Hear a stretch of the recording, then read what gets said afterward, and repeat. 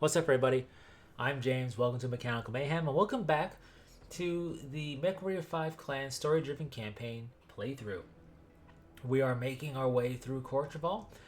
Part 21 is where we're at, so good number of missions in this campaign, and we're not even done yet.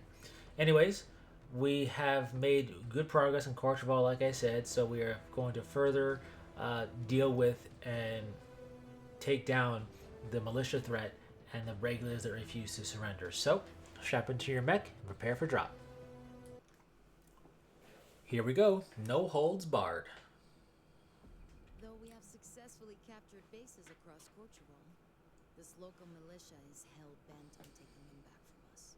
They seem to only be growing more confident. Indeed. So it is more important than ever for our cluster to keep pushing the spheroids back. All across the planet, this militia, along with the Alshane regular fragments, have been targeting military installations we secured after our conquest. I am dispatching stars across Courchevel, spreading this cluster as thin as I can. You are being assigned to Delta Base, which the Watch flagged as a likely high-priority target. You must secure this base. Should it come under attack, ensure its structural integrity. Understood, Star Colonel. We will not let them destroy the base. See that you do not. I have already had reports of other stars failing, and we cannot afford any more losses, Star Commander. So, it's time to prepare for the drop. As you can see, we have 4 Timberwolves and a Hellbringer. Pretty stout star. So, I like this mission. It's a base defense mission. We don't really get that, much at all, to be honest with you, in this campaign. So it's a little bit refreshing, and I enjoy the setup, the way it's handled and the way it's done. So it's a nice change of pace. Shoes on the other foot, as it were. Typically, we're storming enemy bases and whatnot. Now we are defending one we have taken. As such, we have assets on the ground already. The base defense force, right? So we have some mechs defending the base already, ground and air assets and turrets.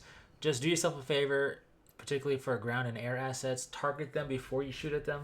Yes, they have a little blue mark above them letting you know they're allies, but don't just assume that that flyer you glanced at is an enemy. Try to target it first. If you can't target it for targeting hostiles, then it's on your side and don't shoot it. Pretty straightforward. So I like the whole idea of the idea of maintaining infrastructure. It's very clan, right? Which is the whole point, which is why we're doing this. Clearly, we're Clan Smoke Jaguar. But what I mean by that is the lore of the clan and the beginning of the clans is, in that unknown fringe space where all they have is their infrastructure of what they set up and make. Destroying it is definitely very wasteful and very, dangerous to do in such a situation. So I like how it translates to here. In any case, really awesome skybox. We got the moon in the background. Really cool terrain. I really like the way this is kind of carved into this area, which makes sense for a base. So we have a good amount of enemies to attack as they are trying to destroy this base. One of the things about defending bases, and one of the things about dealing with bases in general in both this game and like Mechwarrior 5 Mercenaries also, is that it can be a bit of a nuisance to truly figure out how healthy the base is truly doing, because we can't target enemy hostile base stuff or our allies in terms of base buildings here. So we just got to kind of see what buildings are left standing and try and keep them standing, which can be pretty difficult when mechs can walk through buildings, or most buildings, and you have stray fire and spread of missiles and whatnot, with the enemy mechs being like right there, because you don't want to destroy your own buildings by walking through them or whatever, and also you want to try and still get to the enemy quickly so they don't walk through the buildings either. So on top of the mechs and the ground and air assets, we have another air asset they're throwing at us, bombers. So we have 3 bombers to deal with, which is can be a problematic thing at times, but nevertheless we have to deal with them. Makes sense since they're trying to destroy the base. And we have the Marauder there, able to soak up some hits, which makes sense given that it's heavy mech status. But don't let it get you too laser focus on it because you have the bombers and everything else you got to deal with. But the Marauder is a trigger for the mission to continue forward in a certain capacity. So, oh, there it is. So this is the hook, if you will, of this mission. This is its flavor. We have a Gazelle dropship, which is an Aerodyne style dropship that is a troop transport and to a degree vehicle transport dropship that has been converted into a gunship, meaning it has plenty of turrets online or potential to bring online to fire at us to take down us and the base. It's basically a major flex move or a strong point move, but also a very dangerous move as well because logistically dropships are very important. So if you lose this, that's a major blow. As you can see, the dropships in the air, but we also have ground assets in the form of mechs making their way into the base using the hectic nature of combating a dropship as cover. So pay attention to your sensors. Don't let them get too far into the base. Try and take them out as fast as you can. Especially if you take out a couple of subsystems of the dropship, you should be a-okay in prioritizing the mechs because the dropship isn't really the biggest danger to the base, in my opinion.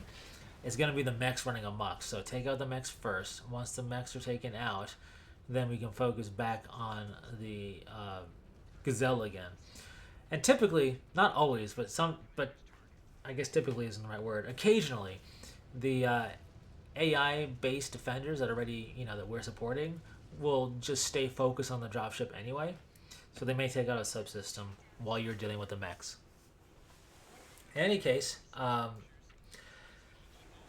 let me know in the comments how much of the base was left when you finished this mission. As you can see, we're down to the 70s, 75% of the base remaining. It's going to take hits, at least that's my experience, but let me know what the highest you've been able to get your base to remain at the end of the mission. This isn't the highest I was able to get the base to remain at. I don't know what my highest is, but I'm going to pay attention for when I do this mission in the future. So as we, being Star Commander, said, there are mech repair bays that are now active. There's 5 of them total, 1 for each member of your star if you need it. When you go ahead and you have them repairs up to you, there are no ammo crates, so this is also going to be a way to restock your ammunition. So I'm doing that early for 1 of my star. But yeah, at least we have a decent amount, so if you try to tank a lot of damage for your star, you can have multiple mech bays to do that. Mech repair bays, so you can do that multiple times, I guess is what I'm trying to say. But just keep in mind there are no ammo crates, so if you are having an ammo-intensive mech for you or your star, then you're going to need to make sure that you or your star member are going to be able to repair so they can rearm, sometimes mid-combat if necessary, so just be aware of that. So we have the second wave of mechs to deal with. By this point, you could probably figure out the formula. You deal with the mechs, and then the Gazelle shows up. Deal with the Gazelle. You get a little bit of downtime, and you got more mechs. So we are on Courchevel, clearly, and this is our second world for the invasion force in terms of conquering. But this isn't Beta Galaxy's second world. This is just specifically 362nd, the Silver Jaguars, right? The assault cluster. You see, even in Wave 1, by the way, we're in Wave 4 now, but even in Wave 1, when Turtle Bay and 9 other worlds/systems were attacked, Beta Galaxy was not just at Turtle Bay. Beta Galaxy was also at another point, another world, I should say. So here's the Gazelle back. Whenever you can, try and really dig into some of these subsystems. That way, when the mechs show back up, you can focus on the mechs and not worry as much because the Gazelle's had a lot of its bite kind of removed by that time. So, in any case, as I was saying, when we were attacking Turtle Bay, Beta Galaxy was also attacking another planet in addition to Turtle Bay. So the point is that the galaxies and their forces can split up to divide and conquer quite effectively. And that was the first wave, and that's the only wave we were really given information about in the game. We were told that 10 worlds would be attacked simultaneously, more or less, and that other clans were doing similar. But that's all we really heard about the plan of attack for things. So, after the events of Turtle Bay, we make a hard burn for this planet, Courchevel. And we get here to invade it. But this isn't the second wave of the invasion. This is actually the fourth wave of the invasion, lore-wise. So, you don't really get a sense of this. It's not really explained away that well, or really at all, in the game. And I don't necessarily fault the game for that, because it's focusing specifically on Cobalt Star and their actions, not trying to be a complete retelling of the entirety of what's going on in the campaign, right? So, as a result, if you really only know the story from this campaign for this game, you're not going to realize that by the time we get to Courchevel, that Smoke Jaguar has conquered over 20 worlds / systems already of Dracona's Combine Space. So, been pretty busy, busy as a bee. I was trying to say busy and be at the same time. Been pretty busy. But in addition to that, the other 3 clans are all doing the same concept. Each clan conducts their corridor in their own way. But Clan Wolf, for example, has the most worlds because they're the main character clan. So, of course, Jade Falcon and Ghost Bear are going to be similar in terms of worlds taken as well. So, at the end of the day, lore-wise, the Inner Sphere are being hammered by the clans, right? It is not looking good for them. We never got a sense that it was looking good for them in this campaign at all. But because we're focused specifically on what Cobalt Star is doing and sees and whatever else, we don't get a real, true sense at times of just how much progress was made by the clans, whether it's Smoke Jaguar or the others. So I thought I'd fill you in with that here. There are 5 waves total for the invasion arc of the Battletech timeline, and we are on wave 4. So, pretty interesting when you think about it, because that would imply distance and speed that we were, or distance that we covered, and how much time it took to do that. That we're all the way in wave 4, right? It's not like we were lazy or being held back. It just, you gotta travel through space, and traveling through space can take some time, right? In any case, here we are, defending this base. In my opinion, this level of attack signifies that this base is either viewed as a real strategic importance, that if they can't have it, nobody can, or they're just being pure desperation now to bleed their enemy, in this case, bleed us dry as much as they can. But, whatever the case is, doesn't matter. We gotta take them out just the same. All right. The final wave of, I call it a wave, but the final attack of the Gazelle. We got a Gauss in the front nose turret. I like to prioritize that, and then lasers and ear PPCs after. But really, once I destroy the nose turret, it's just whatever my star can shoot and that I can shoot at the time. It's all gonna go down decently well enough anyway, because it has to. If the Gazelle was more focused on mech specifically or building specifically, I might change my thought process on what to take down or try to go for deliberately first. But it kind of splits, so I'm not too worried about whatever turret gets taken down. Now, you might have noticed a couple of times firing missiles at the Gazelle is a wasted effort. It doesn't say that it is equipped with AMS, but it basically has some crazy anti-missile system. So, at least from what I've seen, missiles have a really hard time hitting it unless you fire at near point blank range for that missile. But again, don't forget, mechs are coming, so we gotta take them out. That is just the way of things. The tonnage has been respectable the entire time. We've definitely been outclassed in terms of tonnage by now. The sheer amount of weight that the enemy mechs are in totality definitely eclipses our star. Probably eclipses what is defending the base overall too, but nevertheless, between our technology and our capabilities, it is all for naught. So we got a trebuchet to take out, and then we can focus pretty much on the gazelle. And this is where the base defender comes in pretty clutch here, because that little jab took down that warhog jabbing that trebuchet took it down. I thought it was a very, very fun and fitting end for that little combat encounter. So we have an ARPPC turret left, and I believe an LRM turret left.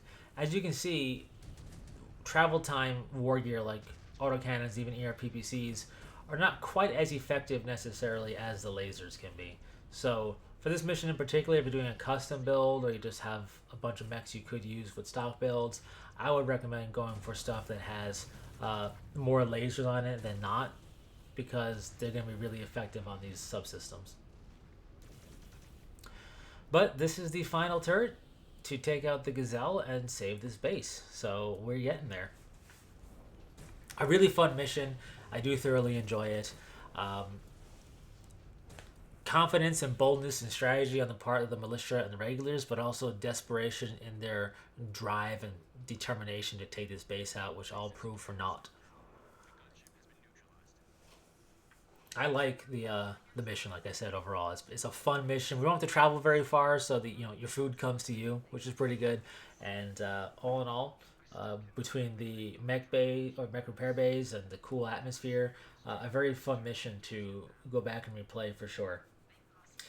So not the best in terms of main base destruction. It's at 54%, but we still win, so that's all that matters.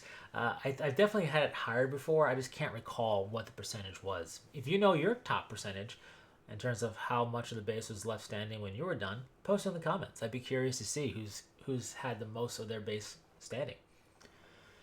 All right, getting more salvage components, because of course we are. We got to do all that research that we can. We got plenty of research in the queue, but we're going to try and get even more research going on, because we're making pretty decent research progress, as you can see. So there is definitely that. Now, when it comes to